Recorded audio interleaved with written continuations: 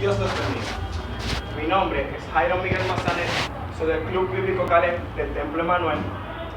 Y antes de empezar con el mensaje, quiero encomendarme a Dios. Oremos. Amado Padre que estás en el reino de los cielos, úsame a mí, Señor, tu servidor, para exponer tu palabra en esta tarde. En el nombre de Jesús. Amén.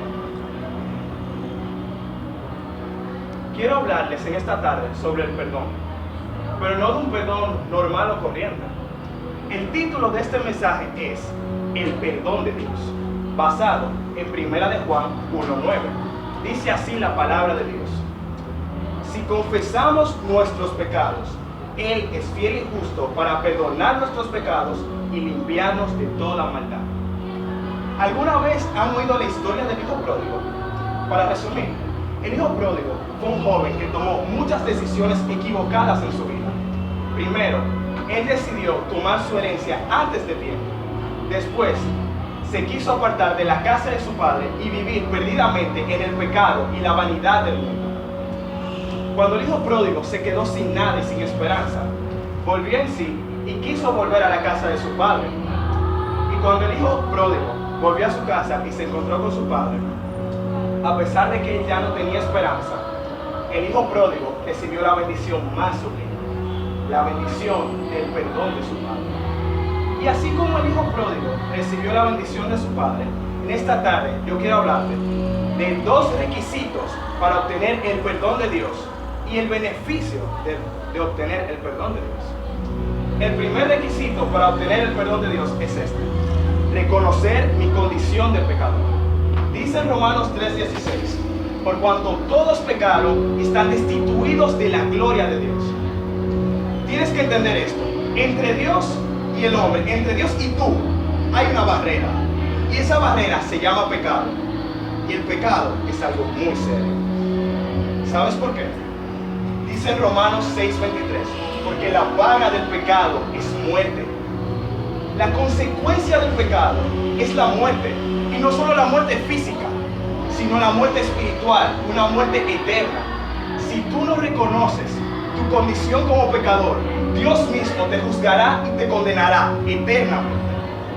Tienes que ser como el hijo pródigo, que él reconoció su condición y después de reconocer su condición, quiso volver a la casa de su padre.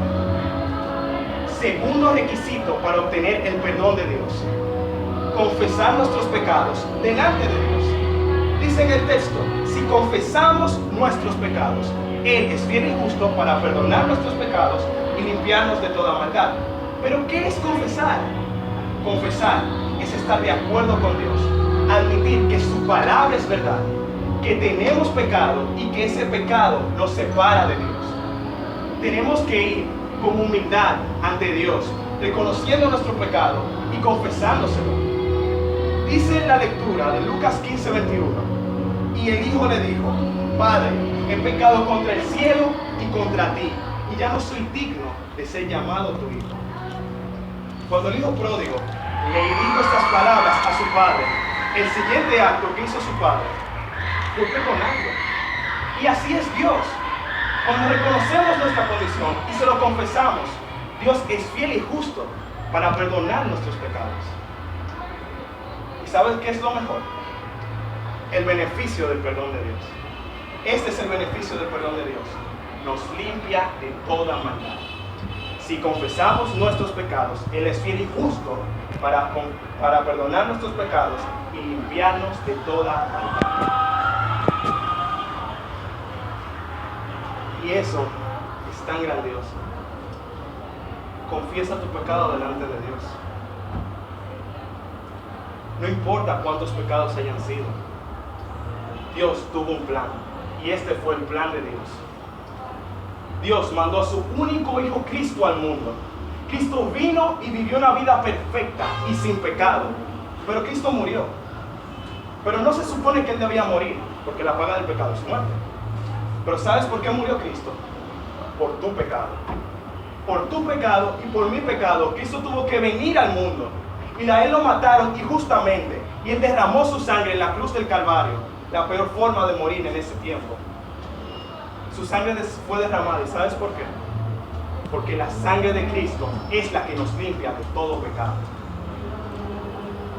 Dice en 1 Timoteo 2:5, porque hay un solo Dios y un solo mediador entre Dios y los hombres, Jesucristo hombre.